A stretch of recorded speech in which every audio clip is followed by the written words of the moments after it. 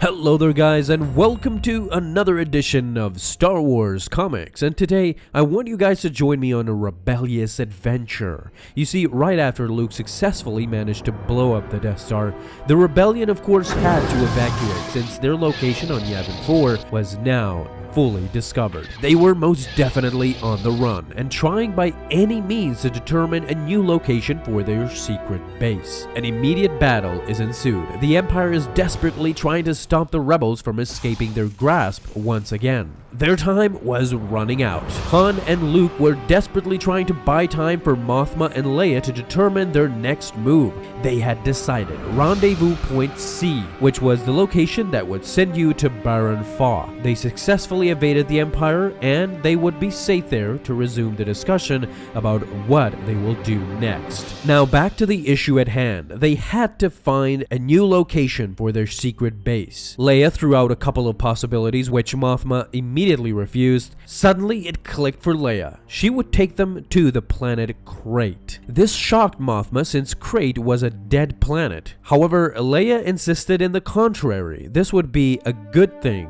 In her own words, "Dead is quiet. Dead planets keep secrets." After some back and forth between Leia and Mon Mothma, Leia assures her that she has it on good authority this planet will be sufficient. This authority or source went on to be a friend of Leia's father, Bail Organa. He was called Trusk Barinato. Mothma of course knew very well of Trusk. Immediately she was wary. She suspected that he could not be trusted by any means, and especially with the location of their secret base. But alas, Mon Mothma couldn't be so picky. She allowed Leia to take anyone she needed and to lead a survey on Crate. With that in mind, they traveled to the planet, both a cargo ship and the Millennium Falcon. Trusk was waiting, together with his droid workers. Seemingly he was very happy to see his friend's daughter. He assured them that everything would be fine for her and for her friends. This leads them to the possible location of their secret base, filled with majestic red crystals. In fact, Trusk used to work in these mines, which had horrible conditions, but now droids are sufficient enough. It was in fact her father, Bail Organa, which brokered a deal that brought miners in safer conditions and better wages. However, for some reason, Han didn't really trust him. Whether it was a bit of jealousy, that remained to be seen. Luke and Wedge are tired, the sun bearing down on them. They were tasked with opening trenches all across. Suddenly, a carnivorous worm comes out of the ground. As soon as Wedge prepares to kill it, Luke stops him. These critters reminded him of the dune worms at home, meaning Tatooine. They wouldn't bother you if you don't bother them. This was fascinating to Luke. Very much resembled Tatooine. However beautiful it was, Luke would go on to discover something deeply disturbing: unidentified salted corpses, which could only be caused by salt storms. As much as the others were tasked with work, Leia and Trusk would sit down for a refreshment and for negotiations. Leia started by saying that they are not sure if they're gonna stay here yet. In fact, Mon Mothma doesn't trust him one bit.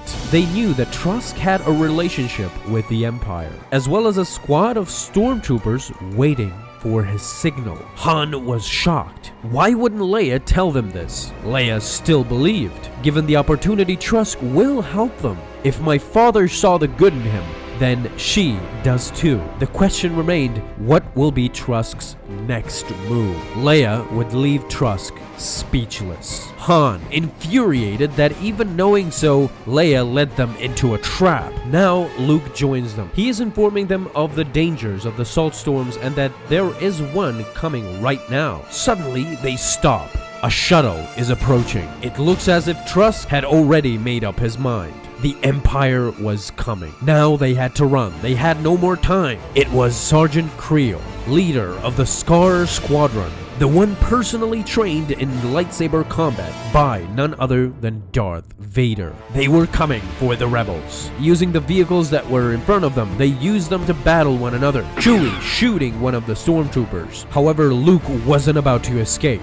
He was shot down by a rocket launcher, narrowly escaping death. He was injured. Igniting his lightsaber, Sergeant Creel was glad that he was alive. This meant that he would have the opportunity to finish him off personally.